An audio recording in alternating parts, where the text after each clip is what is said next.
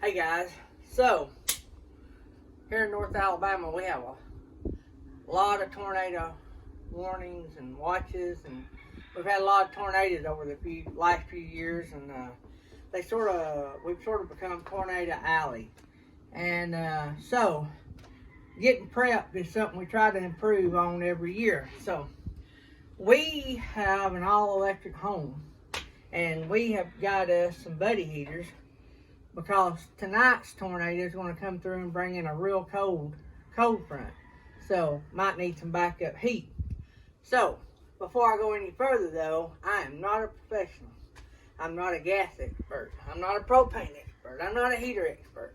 This is me doing me. And if you want to do what I do, this is how I do it. So what we're going to do is, we've got this brand new, just took it out of the box a few minutes ago, Mr. Buddy heater. I think it's called Big Buddy. This one actually comes with a fan if you add the batteries to the back. It has a little fan in it, and we'll do that later. But what we're going to talk about today is how to hook a Mr. Buddy heater to your 20-pound grill bottle. Because on here it says if you have the 1-pound bottles, which go on each side, you can actually put two 1-pound bottles on each side. One 1-pound bottle on high will last 2.8 hours. So just imagine how long that'll last on a 20-pound bottle. So that's what we're going to do. We actually have two of these. I've done hooked one up and stored it in the building. And so we're going to do the new one. This is our brand new one we got. And so I'm going to show you how to do it. So to do it, it's easy. Of course, you need a 20-pound bottle. You need a nice, good condition heater. You need soap and water. A little bit of soap, a little bit of water in a bottle. Shake it up, and I'll show you how we're going to use that in a minute. Don't even need a spray bottle. You need these two pieces. I can list the part number below, but if you will open the door on the left side of your Mr. Buddy, the parts numbers for these items are wrote right here. And I'm not an Amazon guy, so don't get it wherever you can get it the cheapest. So that's why I won't have an Amazon link. So that way you can buy it wherever you want. So it's pretty simple. This is basically a filter. The Buddy Heater Company recommends a filter if you're going to have a 5-foot hose or longer. It don't say it's required. It says recommended. So because it's recommended, I'm going to use one. So I guess you could get a lot of trash in your line, and it could mess up your heater. So it's going to be hard to do because Keisha's got to stay way over in the corner to get us all in. You already have the regulators built in onto the heater, so you don't need a regulator. This is a filter that just filters out trash. So you'll know it's got two places to hook up, but we're going to hook up to the filter. To the regulator. Don't hook it up. I don't know that you can even hook it to the wrong place. Hook it to the regulators. Right here, it'll just twist up, easy to get to. It's got a little thing you can push on the end. That's what lets the gas go back in. Back through there is a quick coupler one. We're not going to use that one. We're going to use this one. Alright, so then you get your filter out of the thing. And this is a right-handed thread. Remember, when doing gas, some gas fittings are left-handed, which a lot of the tanks are left-handed. Some of the new tanks have been changed over to right-handed. But anyway, screw this on by hand. Don't go get a monkey wrench. Any of y'all know what a monkey wrench is? Don't go get a monkey wrench. Just tighten it up pretty tight. You don't want to mess it up. Nugget. Alright, the filter has a little rubber protector on the end of it, so make sure you take that off. You get all that off. We're getting wind already here, so blowing my stuff everywhere. I've got the 5-foot hose. It talks about On the inside the unit here, I went with a 5 foot. And don't use one inside until you read all the information about that and consult somebody that is a professional. So what we're going to do, you get this little wrench thing on here. And what I do, I always just go ahead and stick this little wrench thing on. It'll only fit on one side, so you just stick that sort of kind of on there. Sometimes they're a booger to get on.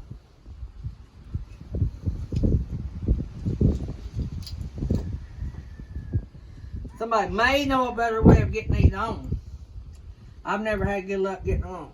And I'm sure I do it wrong. So somebody can tell me what I'm doing wrong.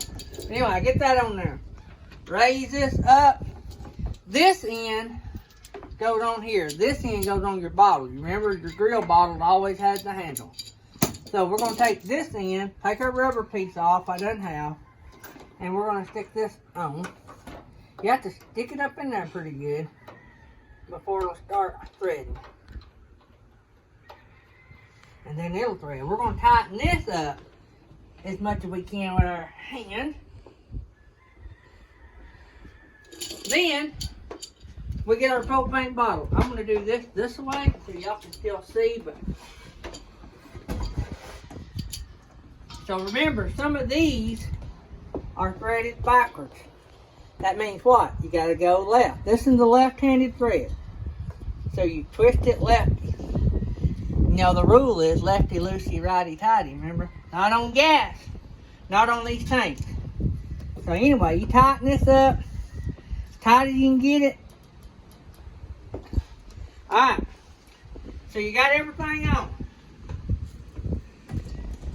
Now, you want to turn your gas on. I turn it on all the way, because that's how we're going to run it, right?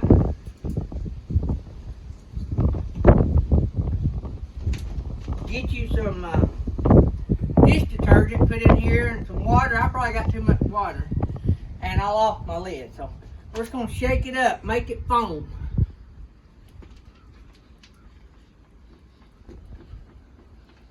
You get it foamed up, then you just squirt out a bunch of foam and you just drop it around where you connect the thing. If this was leaking, you'd know it already because it would be blowing suds way out. It detects even the smallest of leaks. This is about the simplest way you can check for a leak. I don't see any leaks on that. Do you, Keish? Nope. Alright, so now we got to check the tank. I have to shake it up some more. Shake it up more, get it good and foamy. And then squirt it out.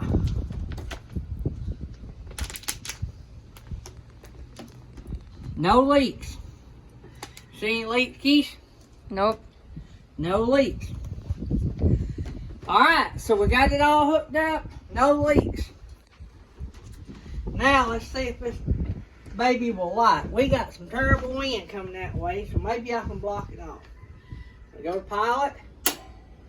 May have to hold it down a little. There we go. So we have a pilot light. I'll let it burn a minute. Can you catch it? You might not see it. Pilot light burning. And then as it gets, you probably won't be able to see it come on because these old heaters, they light up and the bricks get redder. You can hear it running. And it'll go up to low, then up to high. Man, it's putting off the heat. See, this one's done already about getting red. Alright, so this heater actually comes with, I'm gonna go ahead and turn it off, with a fan, and here's the switch for the fan. We just didn't have the batteries yet to go in it. We actually got them, we're charging them. And with the fan on, it'll help blow it out. I had never had one with a fan. And so when I was down at Tractor Supply, they had this with a fan. I thought might help if we're using it inside. So everything you can get wherever you buy your heater. You can buy your accessories. Tractor Supply here locally. Lowe's here locally has them. Ace Hardware has them. Amazon has them. pretty sure eBay has them. Wherever you can get your stuff, and wherever you can get it cheapest is where I'd probably get it.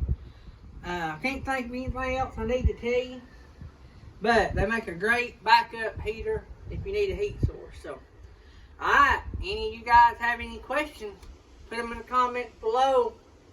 And if you live in Tornado Alley like we do, be safe. And be safe using these. And love you guys. Hope you have a great day.